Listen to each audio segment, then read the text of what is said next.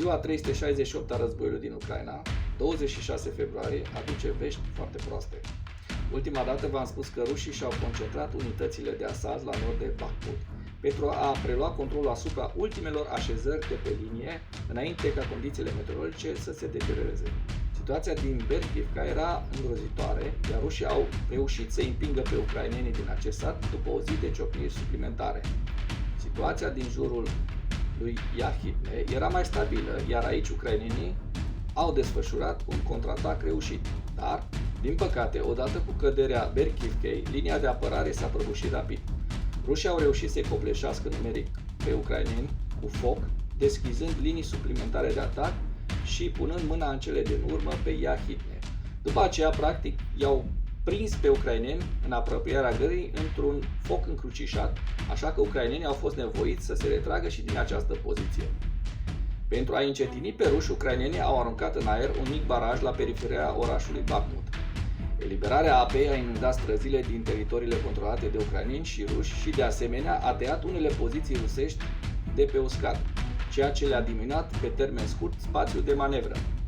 Ucrainenii de aici au avut foarte mare ghinion, deoarece rușii au reușit să-și atingă obiectivele tactice în ultima zi de vreme potrivită pentru asalturi masive.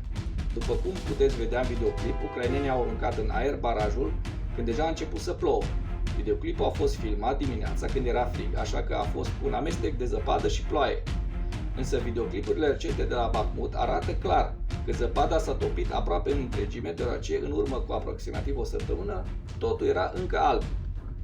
Ultimele evoluții înseamnă că nu există fortificații ucrainene între pozițiile rusești și ultima autostradă care iese din Bakhmut.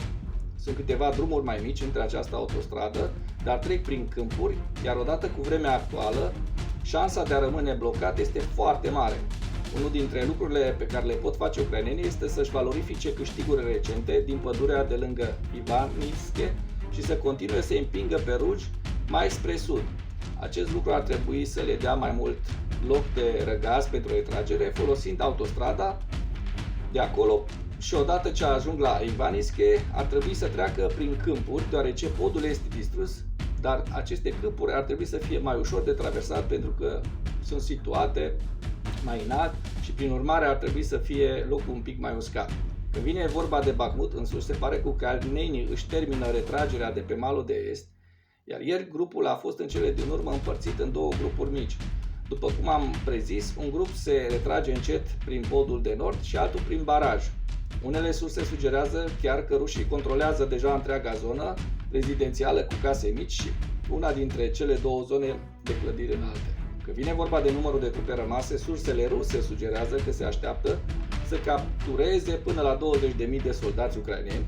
Cu toate acestea, acest număr se bazează pe presupunerea că toate brigăzile care sunt implicate în apărarea Bakhmutului sunt în plină forță și sunt toate în interiorul Bakhmutului, ceea ce nu este deloc adevărat. Fiecare brigadă este reprezentată doar de câteva elemente, în timp ce majoritatea trupelor sunt ținute departe de Bakhmut în scopuri de rotație. Potrivit purtătorilor de cuvânt afiliați militarilor, în Bakhmut nu există mai mult de 5.000 de soldați și, având în vedere că acest raport este depășit, în momentul de față probabil că ucrainenii au și mai puține trupe. Acest lucru este puțin probabil deoarece în timpul bătăliei pentru Severodonetsk au existat 2500 de soldați care țineau orașul, iar în etapele finale ucrainenii au nevoie de doar 600 de soldați pentru a apăra cea mai mare parte a zonei industriale. Și Severodonetsk are aproape exact dimensiunea Bakhmutului, ceea ce face o comparație corectă.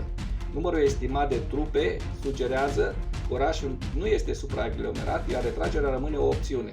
Dar condițiile meteorologice deteriorate fac întreaga situație dificilă, deoarece, pe de o parte, este puțin probabil ca rușii să reușească să stabilească controlul deplin asupra drumurilor, dar pe de altă parte îngreunează foarte mult utilizarea drumurilor rămase în aceste scopuri. Foarte curând vom vedea cum decid ucrainenii să acționeze în aceste circumstanțe. Mulțumesc că ai urmărit acest videoclip. Pentru mai multe informații de acest tip, abonează-te la Animatura.